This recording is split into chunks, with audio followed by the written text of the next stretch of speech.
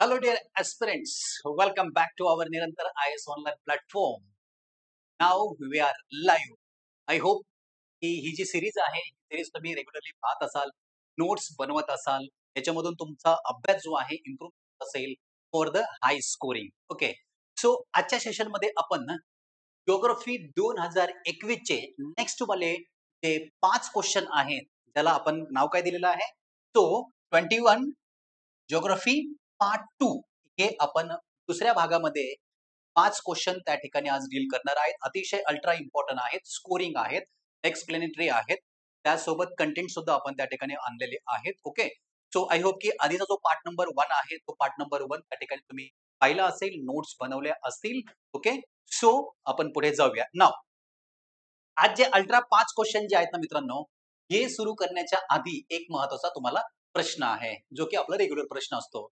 मला तुम्ही असं सांगा बरं, की पी-वाय-क्यूला यशाचा साथीदार का म्हणतात? याचं उत्तर जे आहे सर्वांनी त्या ठिकाणी कमेंट करणं आवश्यक आहे. शेवटी मी तुम्हाला याचा ॲन्सर देणारच आहे. अ, एकदा पुन्हा रिपीट करतो. पी-वाय-क्यूला तुम्ही कोणत्याही परीक्षेची तयारी करत असाल, त्या परीक्षेच्या पी-वाय-क्यूला तुमच्या यशाचा साथीदार का म्हणतात बरं? हे मात्र सगळ्यांनी कमेंट करून ते ॲन्सर द्यायचा आहे. ओके. सो टाईम न घालवता आपण आपल्या आजच्या या पार्ट नंबर 2 च्या सेशनला चालू करूया. ओके. नाऊ पुढे जाऊ बघूया, की हा आजचा तुमचा काय आहे? महत्त्वाचा असणारा मोटिव्हेशनल कोट्स आहे. काय सांगतोय बघा, "your talents and the abilities will improve over the time. But for that you have to start." आहे ना? मार्टिन ल्युथर किंग यांचं काय आहे? हे स्टेटमेंट आहे. आणि काय मतलब बघा इसका? ते हे सांगतो आहे, की "your talents and ability will be improve over the time." तुमच्या असणारा तुमचं टॅलेंट आणि तुमची जी काही कौशल्य आहेत, हे टाईमानुसार काय करतायत, हे काय करू शकतात, वाढवू शकतात. पण त्याच्यासाठी यू हॅव टू स्टार्ट. तुम्हाला सुरू करणं अपेक्षित आहे. मला तुम्ही सांगा, जे आज आय-एस, आय-पी-एस, डी-सी, ए-सी-पी जे होतात, हे काय जन्मजात ए-सी-पी, डी-सी-पी आहेत का? नाही आहे ना. त्यांनी काय केलं, सुरुवात केली आणि सुरुवात करत असताना योग्य दिशेने, योग्य मार्गाने सुरुवात केली आणि त्यांच्या एबिलिटीज काय केल्या, वाढत राहिल्या आणि ज्या एबिलिटी आवश्यक आहेत त्या परीक्षा पास होण्यासाठी त्यांच्या abilities over the time of काय केल्या तर वाढलेल्या आहेत. Okay. So this is the motivational quotes. Now आता आपण आपल्या पहिल्या प्रश्नाकडे जाऊया. Now here is the your first question. बघा, की हा प्रश्न जो आहे, हा प्रश्न कोणता प्रकार आहे प्रश्नाचा? तर पुन्हा अगेन तुम्हाला समजून येतं इथे जोड्या द्या म्हणून आलेला आहे. इथे कोणत्या प्रकारच्या जोड्या आहेत मित्रांनो? तर पठाराचे प्रकार आणि त्याची उदाहरणं म्हणजेच काय आहे? पठार, पठार. ओके. याच्या जोड्या लिहितात. आता बघूया आपण. पहिलं काय सांगतोय बघा, की पर्वतांतर्गत पठार म्हणजे पर्वताच्या आतमध्ये बसलेलं पठार पाहिजे. पर्वतपदीय पर्वताच्या पायथ्याशी पठार कोणतं आहे ते? ज्वालामुखीमुळे तयार झालेले पठार त्यांनी विचारलंय आणि हिमनदीच्या कार्यामुळे तयार झालेले पठार आहे. इकडे एक्झाम्पल दिलंय. कोलोराडोचे पठार, कोलंबियाचे पठार, ग्रीनलँडचे पठार आणि बलुचिस्तानचे पठार. नाव प्रश्न कुठला आहे हा? प्रश्न आहे प्राकृतिक प्राकृतिक भूगोल. त्याच्यापैकी कुठला आहे? तर भूरूपशास्त्र किंवा जिओमॉर्फॉलॉजी आणि त्याच्यापैकी कोणता आहे? तर या ठिकाणी महत्त्वाचे भूरूपे किंवा याला आपण काय म्हणतो? प्राथमिक भूरूपे. प्राथमिक भूरूपे. आता हे प्राथमिक भूरूपे काय असतात? तर पर्वत, पठार आणि मैदान यांना काय म्हणतो आपण? प्राथमिक भूरूपे म्हणतात. तो हा इथून आलेला काय आहे मित्रांनो प्रश्न आहे. क्लिअर झाला मुद्दा? चलो. आता आपण पहिला अभ्यासाच्या बेसवर याला सॉल्व्ह करूया, जो की मी तुम्हाला ट्रिक्स एंड टेक्निक सांगत आहे. पहिला अभ्यासाच्या बेसवर आणि नंतर ट्रिक्स एंड टेक्निकच्या बेसवर. पहिला मुद्दा जर तुम्ही पाहिला, तर पर्वता अंतर्गत पठार विचारलंय. म्हणजे कसं असेल, की इकडे-इकडे सगळीकडे पर्वत असतील आणि अंतर्गत काय असेल? पठार असेल. नाव मग असं इकडे कोणतं पठार आहे? ग्रीनलँडचे पठार तर होऊ शकत नाहीये, कारण का इथे हिमनदी आहे. आपल्या सगळ्यांना माहिती आहे. वर्ल्ड मॅप सगळ्यांनी पाहिलेला असतोय. असं कोणी नाही आहे, की ज्याला माहीत नाहीये. सो डीला जोडी आहे तुमची काय आहे? 3 ची. मग डीला जोडी 3 ची कुठे-कुठे आहे? तर 1 आणि 2 याला नाही म्हणून हे दोन्ही ऑप्शन कट करायचे. राहिला पर्याय 3 आणि 4 पैकी असणार आहे. ओके. आता इथे जर तुम्ही पाहिलं, पर्वत अंतर्गत पठार जर पाहिलं, तर ऑब्व्हियसली बलुचिस्तान आहे. आपल्या सगळ्यांना माहिती आहे. भारताच्या वायव्य भागामध्ये काय आहे? बलुचिस्तान पाकिस्तानच्याही पुढे आहे. सो इथे जर तुम्ही पाहिलं, तर पर्वत अंतर्गत पठार 4 आहे. म्हणजेच काय? याला 4 दोन्ही ठिकाणी आहे. आता गेम बी आणि सी मध्ये आहे. क्लिअर झाला मुद्दा. पर्वतपदीय पठार ओके आणि कोलंबियाच्या आता ज्वालामुखी पठार जे आहे ते ऑब्व्हियसली कोलंबियाचे पठार आहे अँड नेक्स्ट वाला पर्वतपदीय पठार म्हणजे तो कोलोराडोचा पठार आहे. म्हणजे इथे जर तुम्ही पाहिलं तर बीला काय असणं गरजेचं आहे? तो बीला 1 नंबर असणं गरजेचं आहे. सो बीला 1 नंबर म्हणजेच पर्याय क्रमांक काय आहे? तुमचा आन्सर 3 आहे. नाऊ आता हे अभ्यासाच्या बेसवर मी तुम्हाला सॉल्व्ह करून दाखवलेलं आहे. क्लिअर झाला? नाऊ आता हाच जर प्रश्न जर आपण ॲज अ हॅक किंवा ट्रिकच्या माध्यमातून जर सॉल्व्ह करायचा जर झाला, तर आपल्याला तो सुद्धा सॉल्व्ह करता येतो. जसं एवढं तर माहिती आहे, की इथे कुठेही काही नाही, पण बलुचिस्तानचं पठार हे आपल्याला असंही हॅक्सनी माहीत होतं. ओके. दुसरी गोष्ट त्यांनी आपल्याला क्लू दिलेला आहे कोणता? तर इथे ज्वालामुखीचं पठार आहे आणि तिसरं आहे हिमनदी. हिमनदी आपल्याला माहिती आहे ग्रीनलँड. आता ज्वालामुखी पठार मग कोलोराडो की कोलंबिया? ओके. तर याच्यामध्ये गाडी फसते. तर लक्षात ठेवा, ही कोलोराडो नावाची जी नदी आहे, त्या नदीने काय केलेलं आहे? खळई तयार केलेली आहे. कॅनान म्हणतो आपण त्याला कॅनान. ओके. तो ते असणार नाही. मग ज्वालामुखी काय आहे? तर ज्वालामुखी असणार आहे या ठिकाणी कोलंबियाचं पठार. सो या हॅक्सच्या माध्यमातून सुद्धा आपल्याला काय करता येतं? जाता येतं. सो नाऊ आपल्याला याचं उत्तर समजलेलं आहे दोन्ही पद्धतीने. आपण जरा कंटेंटकडे जाऊया.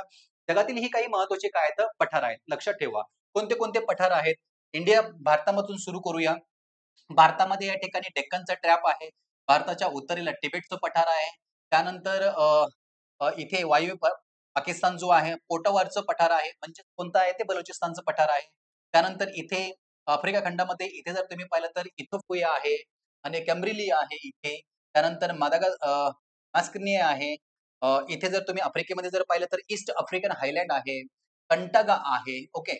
त्यानंतर बघा इथे बोलिव्हियाचा पठार आहे. कुठे आता बोलिव्हिया कुठे आहे? आता आफ्रिकेमधील आपण पठार बघूया. सॉरी युरोपमधले. तो बोलिव्हियाचा पठार कुठे युरोपमध्ये आहे. मॅफिक सेंट्रल आहे ना. मॅसिव्ह सेंट्रल कुठे आहे? तिथे अगेन पुन्हा युरोपमध्ये आहे. क्लिअर झाला मुद्दा. त्यानंतर स्पॅनिश आणि अरेबियन हे सुद्धा काय आहेत?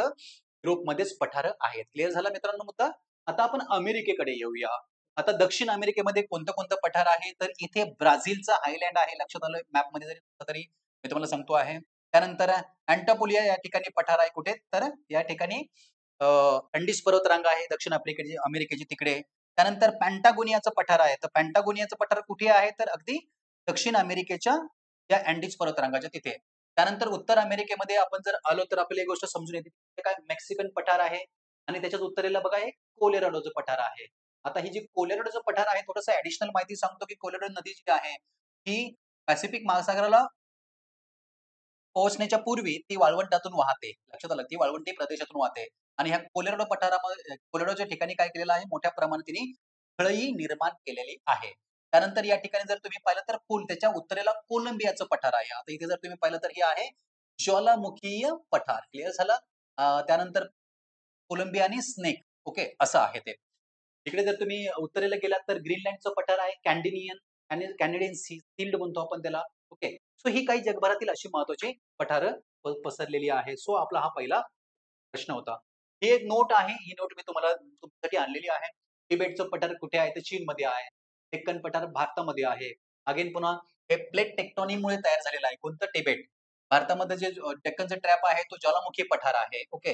तो कोलोराडो पठार कशामुळे तयार झालेला आहे? तर ते आहे पर्वतरांगे मध्यभागी किंवा आपण त्याला काय म्हणतो? मॉन्टेनो किंवा पर्वतपदीय असंही म्हणतो. कोलंबियाचं पठार आहे या ठिकाणी पुन्हा लावामुळे तयार झालेलं आहे. त्यानंतर पुन्हा अँटिलोईचं पठार टर्कीमध्ये आहे. ते पण आहेत पर्वतपदीय आहे. त्यानंतर बोलिव्हियाचं पेरूचं पठार आहे. त्यानंतर पुन्हा ईस्ट आफ्रिकन प्लॅट्यू आहे, जो की कॉन्टिनेंटल पठार आहे. अ, अंटार्क्टिका प्लॅट्यू आहे, जो की काय आहे? इरोजनल ग्लेशियर आहे आणि ऑस्ट्रेलियन काय आहे? पठार आहे, जे की कॉन्टिनेंटल आहे. हे पाठच करून ठेवायचं हो, कारण याच्यावर क्वेशन पुढे येणारच असतात. ओके. सो अशा पद्धतीने हा प्रश्न आपण या ठिकाणी डील केलेला आहे. क्लिअर झाला मुद्दा? महत्त्वाची टिप्स बघा काय आहे? हे इंटर माउंटेन म्हणजे काय? पर्वता अंतर्गत असणारं पठार म्हणजे काय? तर 2 पर्वताच्या किंवा पर्वत रांगेच्या दरम्यान. आता समजा इथे असा एक पर्वतरांग आहे. ओके. हे अशी एक पर्वतरांग आहे. तर इथे जे असं असं जे पठार आहे याला म्हणायचं काय आहे? पर्वत अंतर्गत पठार. क्लिअर झालं? टेडी माउंट पर्वताच्या पायथ्याशी असणारं आता हा जो पर्वतरांग आहे याच्या पायथ्याशी असणारं पठार आहे. लावा सगळ्यांना माहिती आहे, की लावा वितळून थंड झाला. थंड झाल्यानंतर पठार तयार झालेला आहे. त्यानंतर कॉन्टिनेंटल पठार म्हणजे काय? खंडाच्या मोठ्या उंचावलेला भाग आहे आणि ग्लेशियर जे आहे इरोजनल. तो अशा पद्धतीने काय आहे? हा आन्सर आपल्याला काढता आलेला आहे. विथ ट्रिक्स, विथ टेक्निक्स आणि विथ अभ्यासाच्या बेसवर. नाऊ मित्रांनो नेक्स्ट वाला क्वेशन बघा. हा प्रश्न आहे तुमचा भारताचा भूगोल. आणि ह्या भारताच्या भूगोलापैकी प्रश्न कुठे आहे? तर तेल शुद्धीकरण कारखाने जे आहेत ना, त्याच्यावर आलेला आहे. बघा पहिला न्यूनमती तेल शुद्धीकरण कारखाना रोमानियाच्या मदतीने काय केलेला आहे? उभारलेला आहे. ठीक आहे. आता आपण बघूया. न्यूनमती तेल शुद्धीकरण कारखाना आसामला आहे. हे आपल्या अभ्यासाचा भाग आहे. तर बी काय आहे? या ठिकाणी करेक्ट आहे. कोयली कोयाली तेल शुद्धीकरण कारखान्यास अंकलेश्वर येथून अशुद्ध तेलाचा पुरवठा होतो. ते सुद्धा काय आहे? या ठिकाणी क्लिअर आहे. म्हणजे बी आणि सी करेक्ट आहे. तो मग हा एक ऑप्शन जातो. मग बी आणि सी इथे पण आहे. बी आणि सी इथे सुद्धा आहे. क्लिअर झालं. पण इथे बघा बी आणि सी बरोबर आहेत बोलतोय. ए, बी, सी बरोबर आहेत बोलतोय. विधान ए, बी, सी बरोबर नाहीत. म्हणजे हा पण ऑप्शन गेला कारण 2 बरोबर आहेत या ठिकाणी. आता प्रश्न काय फक्त येऊन थांबलेला आहे ए वर. ए वर. क्लिअर झाला. बी आणि सी इथे बी आहेत आणि बी आणि सी इथे सुद्धा आहेत. मग आता ए करेक्ट आहे की नाही? थोडंसं काय करायचं कॉमन विचार करायचा प्रयत्न करायचा. आणि स्टेटमेंट बघायचं, की ते स्टेटमेंट जे आहे सेल्फ एक्सप्लेनेटरी आहे का? म्हणजे ते स्वतःच तुम्हाला जास्त माहिती सांगतंय का? नेहमी लक्षात ठेवा, जे स्टेटमेंट तुम्हाला जास्त माहिती सांगताय, क्लिअर आहे माझा मुद्दा? असे स्टेटमेंट तुम्ही पी-वाय-क्यू करून बघा. जे स्टेटमेंट तुम्हाला ॲडिशनली माहिती सांगतायत, जास्तीत जास्त चान्सेस असतात, की ते स्टेटमेंट परीक्षेमध्ये करेक्ट असण्याचे. इथे जर तुम्ही पाहिलं, इथे न्यूनमती, न्यूनमती या दोघांचा संदर्भ आलेला आहे. अर्थातच काय आहे? न्यूनमती शुद्धीकरण कारखाना रुमानियाच्या मदतीने काय केलेला आहे? उभा केलेला आहे. मित्रांनो, हे सुद्धा स्टेटमेंट करेक्ट आहे. नाव आता आपल्याला आन्सर आलेला आहे, की 3 आहे. नाव मग आता का बरोबर आहे लक्षात ठेवा. इथे तुम्हाला 2 गोष्टी शिकायला भेटतील. एक रुमानिया आणि रशिया समजतंय. या 2 राष्ट्रांनी आपल्याला मदत केली होती. हा न्यूनमती उभारण्यासाठी. तर रशियानं आपल्याला काय दिलं होतं? पैशाच्या संदर्भात रशियाने आपल्याला मदत केली होती. आणि रोमानिया हा जो देश आहे ना, या देशाने मित्रांनो आपल्याला तंत्रज्ञानासंदर्भात काय केली होती? मदत केली होती. म्हणून स्टेटमेंट नंबर काय आहे तर त्या ठिकाणी तिन्हीही बरोबर आहेत. क्लिअर झाला मुद्दा? सो ते बघायचं म्हणजे एक जर पहिल्यावर अवलंबून असेल, पहिल्यावर दुसरा, दुसऱ्यावर तिसरा जर असे अवलंबून असतील, तर त्याचं आन्सर असतं की तो ऑल राइट असण्याचे चान्सेस जास्त असतात. क्लिअर झाला मुद्दा? तुम्ही पण एकदा हॅक चेक करून बघू शकता. चला, आता नेक्स्ट वाला आपण क्वेश्चन जाऊ. ही नोट्स आहे. आता भारतातील काही महत्त्वाच्या रिफायनरीज दिलेल्या आहेत मी तुम्हाला इथे. इथे जर पाहिलं उत्तरेकडे जर तुम्ही पाहिलं तर मनाली रिफायनरी आहे. पंजाबमध्ये भटिंडा आहे. त्यानंतर उत्तर प्रदेश पानिपत आहे. आपलं हरियाणामध्ये. त्यानंतर यूपीमध्ये मथुरा आहे. एम-पीमध्ये बिना आहे. बैरुनी आहे कुठे? बिहारमध्ये बैरुनी आहे. त्यानंतर गुवाहाटीला इथे एक आहे. इथे जर तुम्ही पाहिलं दिग्बोई सुद्धा आसाममध्येच आहे. कोलकात्याला कोणता आहे तर कोलकाता आणि हल्दिया. हे जर गुजरातमध्ये जर तुम्ही आलात तर वाडनगर आहे, जामनगर आहे आणि कोयली. हे बघा इथे कोयलीवर प्रश्न आला होता. दिग्बोईला इथे न्यूनमती. इथे काय आहे? या ठिकाणी हे बघा न्यूनमती सुद्धा आहे. मग महाराष्ट्रामध्ये कुठे आहे तर या ठिकाणी मुंबई उरणला आहे. दक्षिणेकडे कोणता आहे तर मंगलोरला सुद्धा आहे. कोचीला सुद्धा आहे. त्यानंतर तामिळनाडूमध्ये जर पाहिलं तर नागपट्टणमला आहे, चेन्नईला आहे. अ, अ, काटीपक या ठिकाणी आहे आणि विशाखापट्टणम आहे. तो आता हे होऊ शकतं बाबा पुढच्या प्रश्नामध्ये किंवा जेव्हा बी प्रश्न येईल याच्यावर, तेव्हा एक्झामिनर काय करेल, एक जोड्या द्या म्हणून विचारेल. त्या रिफायनरीची नावं विचारेल आणि दुसऱ्या साइडला राज्यांची नावं विचारेल. म्हणून तुम्हाला मी ही नोट्स त्या ठिकाणी दिलेली आहे. त्यानंतर ही भारतातील सर्व रिफायनरीज तुम्हाला एस्टॅब्लिशमेंट सहित दिलेली आहेत. ओके. ही नोट्स तुम्हाला भेटून जाईल. त्यानंतर जर तुम्ही पाहिलं की सध्या आता कुठे-कुठे काही वाद चालू आहे का? ओके. सो बघा, उपकरणाची स्थापनेसाठी काही रिफायनरीजना विदेशातून जसे रोमानिया, ब्रिटन इत्यादी देशांचं तांत्रिक मदत मिळत आहे. नवीन प्रकल्पासाठी कुठे-कुठे नवीन प्रकल्प प्रस्थापित आहेत तर बारमेर, राजस्थान आणि रत्नागिरीमध्ये महाराष्ट्रामध्ये आपल्या या ठिकाणी. हे लक्षात ठेवा बरं, हे खूप महत्वाचं आहे. नवीन रिफायनरीज कुठे इस्टॅब्लिशमेंट होत आहेत तर राजस्थान आणि रत्नागिरी. क्लिअर झाला मुद्दा? नेक्स्ट वाला हा क्वेशन बघा. हा जिओलॉजिकल इव्होल्यूशन आहे. म्हणजे पृथ्वीचा भूशास्त्रीय कालखंडाच्या संदर्भात सर्वात जुना ते सर्वात नवीन असा काय आहे क्रम त्यांनी विचारलेला आपल्याला आहे. नाव आता आधीच्या 2020चं पी-वाय-क्यू करताना मी तुम्हाला हे दाखवलं होतं. तर सर्वात नवीन कोणता आहे तर नवीन आहे क्वाटर्नरी. म्हणजेच काय आहे सर्वात जुना ते नवा म्हणजे सर्वात शेवटी काय असायला पाहिजे डी असायला पाहिजे. डी आहे. म्हणजे हे ऑप्शन्स काय आहेत या ठिकाणी नाही आहेत. त्यानंतर पुन्हा जर पाहिलं तर कॅम्ब्रियन. तो ऑप्शन क्रमांक या ठिकाणी जर तुम्ही पाहिला तर याचा कार्बोनिफेरस म्हणजे बी अँड द सी कॅम्ब्रियन कल्प. So option number 4. आता इथे या. इथे जर तुम्ही तुम्ही पाहिला तर आपल्याला एक गोष्ट समजून येते. हे मी तुम्हाला एक्सप्लेन करतो बिकॉज खूप महत्वाचं आहे. भूवैज्ञानिक कालखंड जर तुम्ही पाहिला तर कॅम्ब्रियन पिरियड आहे. मग आता नंबर दुसरा कार्बनिफेरस आहे. नंबर तिसरा ट्रायसिक जो आहे है ना, ट्रायसिक कालखंड आहे. नंबर चौथा जर तुम्ही पाहिला तर पर्मियन कालखंड आहे आणि नंबर 5वा जर तुम्ही पाहिला तर या ठिकाणी क्वाटर्नरी पिरियड आहे म्हणजे टर्शियरी कालखंड आहे. नाव आता ह्या प्रत्येकाचे या ठिकाणी आपण एक्झाम्पल्स दिलेले आहेत. त्याचा आन्सर नंबर काय आहे? तर याचा आन्सर नंबर आपल्याला या ठिकाणी 4 आहे. क्लिअर झाला मुद्दा? नाव आता का 4 आहे? आता याला असं हॅक्स किंवा असं काही जमणार नाहीये. प्युअरली नॉलेजच्या बेसवर प्रश्न आहे. इथे जर तुम्ही पाहिलं, तर हा जर इमेज बघा, पृथ्वीची निर्मिती या ठिकाणी झालेली आहे. ओके. त्यानंतर पुन्हा लगेच कोणता कालखंड आहे? तर आर्कियन कालखंड आहे. त्यानंतर काय आहे? प्रोटोझोइक कालखंड आहे 2.5 बिलियन इयर वर्षापूर्वी. आता इकडे जर तुम्ही पाहिलं, तर लगभग पॅलाझोइक वर्षापर्यंत म्हणजेच कार्बन आहे ना, कॅम्ब्रियन कालावधीपर्यंत हा सगळा फक्त काय होता? खडक होता. लक्षात आलं? याच्यामध्ये जीव, जंतू किंवा सजीव असं काही नव्हतं. कधीपर्यंत? तर कॅम्ब्रियन कालावधीपर्यंत. नाव कॅम्ब्रियन कालावधीमध्ये काय झालं या ठिकाणी जीवांची निर्मिती झालेली आहे. बघा इथे असे तुम्हाला जीव सापडताना पाहायला भेटतात. आता हा जो कॅम्ब्रियन कालावधी आहे, सो याचाच एक मोठा कालावधी आहे. कोणता? तर काय आहे? पॅलाझोइक कालखंड. तो इथून जर तुम्ही पाहिलं तर 542 मिलियन इयर्स अगो पासून तर या ठिकाणी तर पर्मियन कालखंडापर्यंत म्हणजेच काय आहे पॅलाझोइक काय आहे कालखंड. पॅलाझोइक कालखंडामध्ये खडक होते. ओके. खडकासोबत सजीव जे आहेत या सजीवांची सुद्धा या ठिकाणी निर्मिती झाली होती. म्हणजेच काय आहे तर फॉसिल फ्युएल्स जी आहेत, फॉसिल फ्युएल्स याची निर्मिती झाली होती. त्यानंतर पुढे काय आहे मेसोझोइक कालखंड आहे. मेसोझोइक कालखंडामध्ये अगेन पुन्हा मोठ्या प्रमाणावर काय आहे जीवन जे आहे किंवा आपण त्याला ॲनिमल्स जीव समूह जो आहे, हा जीव समूह इथे वाढल्याचं आपल्याला पाहायला भेटत आहे. पुन्हा जर तुम्ही पाहिलं तर सेनोझोइक कालखंड जर पाहिला, तर मोठ्या प्रमाणावर जीव वाढलेले आहेत. वेगवेगळे आलेत, प्राणी आलेत आणि आणि त्यानंतर पुन्हा काय आहे होलोसिन कालखंड म्हणजेच 10,000 वर्षापूर्वीच्या अलीकडचा कालखंड आहे, जो की मानवाची या ठिकाणी काय झालेली आहे, उत्पत्ती झालेली आहे. तो हा जो चार्ट आहे, हा चार्ट पाठांतराचा आहे. तरी सुद्धा तुमच्या फायद्यासाठी मी इथे काय केलं तर त्याचे काही वैशिष्ट्य आणलेत बघा. कॅम्ब्रियन कालखंडामध्ये काय-काय झालं होतं? हा पृथ्वीचा सर्वात जुना कालखंड आहे. लक्षात आलं? बघा इथे बॉटमलाच दिलेला आहे.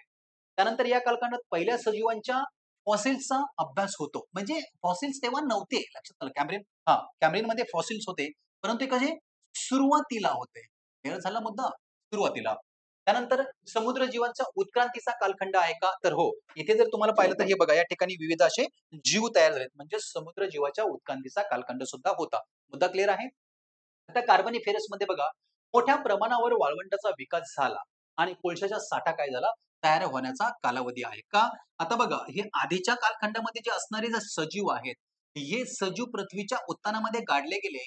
ओके. आणि गाडल्यामुळे काय झालं? की दगडी कोळशांची मोठ्या प्रमाणावर निर्मिती झाली. ओके. ट्रायसिक कालखंडामध्ये काय झालंय? असं म्हटलं जातं, की डायनासोरच्या अस्तित्वाचा काय आहे? हा प्रारंभ आहे. म्हणजे इथे जर तुम्ही पाहिलात तर कोणता आहे तो? ट्रायसिक खंड आहे ना? इथे जर तुम्ही पाहिलं तर हा कार्बनियन ऑर्डिनल आहे. अ, मेस्सिपिनिया आहे. हा हा ट्रायसिक कालखंड म्हणजे इथे जर तुम्ही पाहिलं तर हा बघा हा डायनासोरचा काय आहे कालखंड आहे. ओके.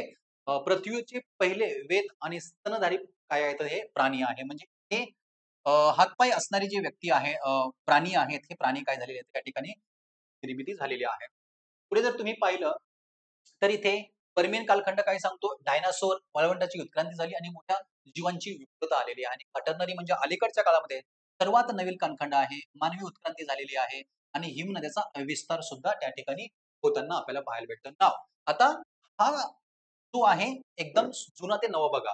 कॅम्ब्रियन सर्वात जुना, कार्बोनिफेरस त्याच्यानंतरचा कालावधी आहे. पर्मियन कालखंड त्याच्यानंतरचा आहे. ट्रायसिक त्याच्यानंतरचा आहे आणि क्वाटर्नरी जो आहे तो सर्वात अलीकडचा कालावधी आहे. आता काही महत्त्वाच्या गोष्टी आहेत त्या म्हणजे अशा, की कॅम्ब्रियन कालखंड जो आहे, हा कॅम्ब्रियन कालखंडामध्ये पृथ्वीच्या पृष्ठभागावर सजीव काय आहेत, या ठिकाणी हळू निर्माण होताना आपल्याला पाहायला भेटत आहेत. क्लिअर झाला? तो हा एक असा प्रश्न आहे. नाऊ नेक्स्ट प्रश्न जो आहे, तो जोड्या द्या स्वरूपामधला आहे आणि तो जोड्या म्हणजे काय आहे? हिमनद्या आणि ठिकाणं आहेत. क्लिअर झाला मुद्दा? चला, आता ही भारतातील असणाऱ्या हिमनद्या आणि त्यांचे असणारे जे ठिकाणं आहेत, त्याच्यावर हा प्रश्न आहे.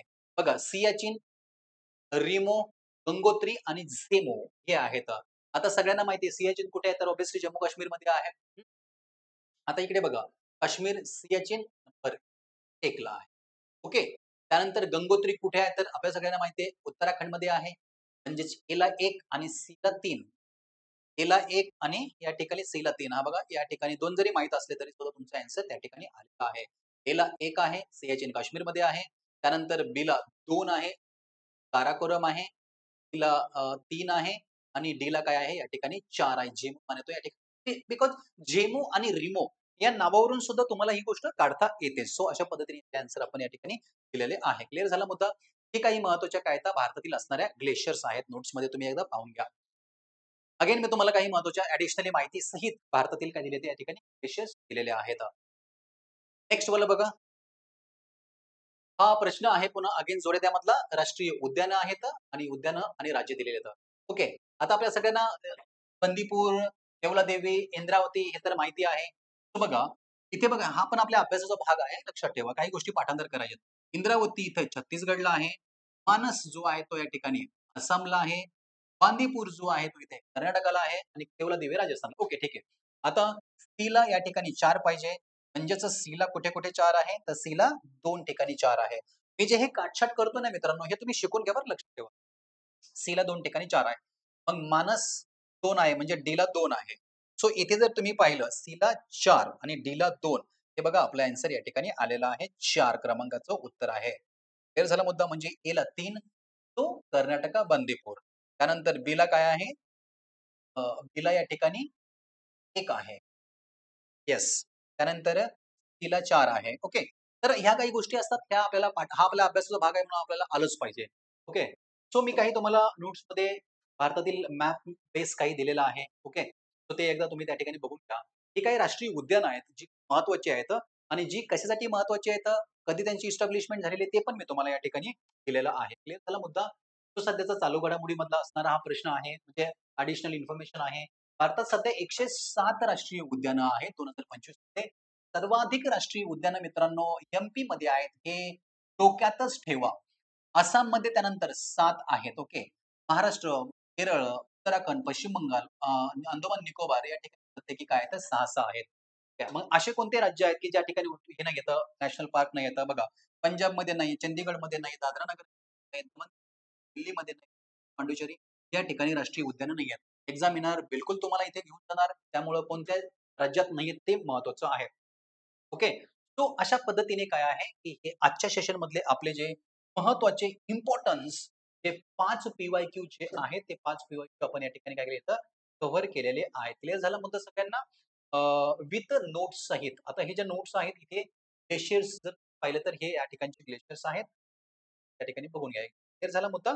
So I I I hope की तुम्हाला या ठिकाणी ही गोष्ट 5 आजच्या सेशनमध्ये नेक्स्ट वाले जे 5 आहेत 2021 चे हे समजून आलेले असतील. क्लिअर झाला मुद्दा? सो नाऊ तो सुरुवातीचा प्रश्न होता, की पी-वाय-क्यूला यशाचा साथीदार का म्हणतात? बिकॉज मित्रांनो, पी-वाय-क्यू जो आहे, हा पी-वाय-क्यू हा असा एकमेव रस्ता आहे. आय रिपीट, पी-वाय-क्यू हा असा एकमेव रस्ता आहे, की जो तुम्हाला तुमच्या प्रिपरेशनसाठी असणारा योग्य मार्ग आहे ना, तो दाखवू शकतो. एक्झामिनरच्या डोक्यामध्ये काय चाललेलं आहे, हे फक्त आणि फक्त तुमचा पी-वाय-क्यूच तुम्हाला सांगू शकतो आणि पी-वाय-क्यू मुळेच तुमचा अभ्यास योग्य दिशेने विथ योग्य डेप्थनुसार होत असतो. म्हणून पी-वाय-क्यू हा आपल्या विद्यार्थ्यांच्या यशाचा खरा साथीदार आहे. हे मात्र वाक्य तेवढंच काय आहे, सत्य आहे. तर क्लिअर झाला? So once again I wish you all the best सगळ्यांना अँड लेक्चर सीरीज जी आहे कशी वाटते आहे? तुम्हाला ॲडिशनली काही इन्फॉर्मेशन अजून पाहिजे आहे का? सो कमेंट करा, शेअर करा, सबस्क्राईब करा. तुमच्या मित्र-मैत्रिणींना सुद्धा ही पूर्णपणे लेक्चर सीरीज जी आहे प्लेलिस्ट सुद्धा बनवलेली आहे आपण. पूर्ण याच्या आधीचा पण बघा, याच्या पुढच्या पण बघा. खाली डिस्क्रिप्शनमध्ये प्रत्येक प्लेलिस्टची तुम्हाला लिंक दिलेली आहे किंवा प्रत्येक सेशनची लिंक दिलेली आहे. ते सुद्धा रेफर करा आणि तुमच्या अभ्यासाला एक चांगली धार तयार करा आणि 2025 चा राज्यसेवा प्रिलिम्स एकदम धमाक्यामध्ये या ठिकाणी तुम्ही पास कराल. फक्त एवढं लक्षात ठेवा, की कॉन्फिडन्स एवढा स्ट्रॉंग करायचा, की परीक्षा होण्याच्या आधी स्वतःला आतून आवाज आला पाहिजे, की आता फक्त परीक्षा होणं बाकी आहे. रिझल्ट तर माझा आलाच आहे. लक्षात येतोय मुद्दा? म्हणजे एक गोष्ट नेहमी लक्षात ठेवा, तुमच्यातील स्वतःतील सर्वात प्युअर व्हर्जन हे निर्माण करता आलं पाहिजे. आणि प्युअर टू प्युअर जे व्हर्जन आहे आपलं स्वतःचं, हे फक्त आणि फक्त एका गोष्टी तयार होतं. त्याचं नाव आहे मेहनत. आणि मेहनत आणि मेहनतीमधूनच काय होतो, हा आपला प्युअर टू प्युअर जे आहे, हा व्हर्जन तयार होत असतं लक्षात ठेवा. नाऊ एक गोष्ट कोणीतरी सांगितलेली आहे, मोटिव्हेशनल सांगतो, की टफ टाईमामध्ये, आयुष्यामध्ये टफ टाईमामध्ये माणसाचं स्वतःमध्ये असणारं ओरिजिनल आणि प्युअर टू प्युअर व्हर्जन काय करत असतं, या ठिकाणी निघत असतं.